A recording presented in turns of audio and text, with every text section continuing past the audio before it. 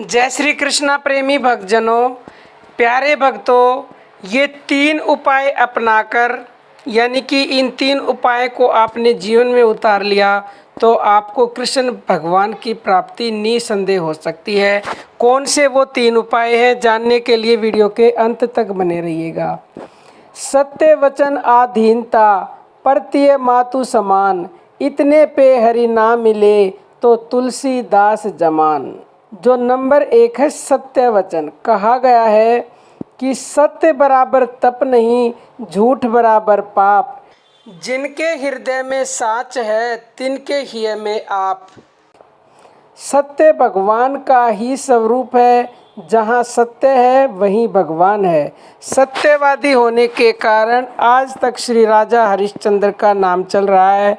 सत्यवादी होने के कारण ही जो मुख से निकल जाता है वही सत्य हो जाता है। स्वार्थ, आदत, हंसी मजाक या भविष्य के वचनों में भी किसी प्रकार झूठ नहीं बोलना चाहिए। नंबर 2 आधीनता।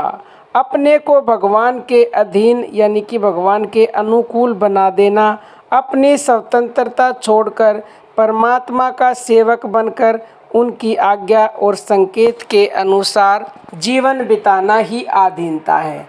संसार में भगवत भाव से पुत्र को माता पिता के, शिष्य को गुरु के, स्त्री को पति के और सेवक को स्वामी के अधीन रहकर कर्तव्य का पालन करना भी भगवान श्री कृष्ण के ही अधीन होना है।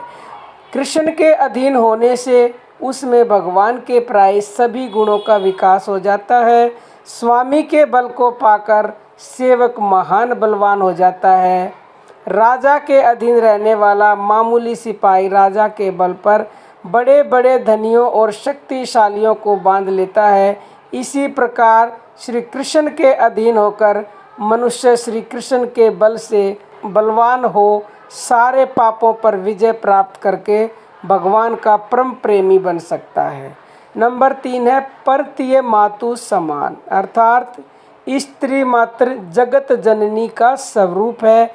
यह समझकर अपनी स्त्री को छोड़कर अन्य सबके चरणों में हृदय से प्रणाम करना और सबके प्रति भक्ति श्रद्धा रखना मनुष्य के लिए कल्याणप्रद है। जो मनुष्य पर स्त्री मात्र में मातृ बुद्धि रखता है उसके तेज और तप की वृद्धि होती है और वह पापों से बचकर भगवान श्री कृष्ण को प्राप्त कर सकता है।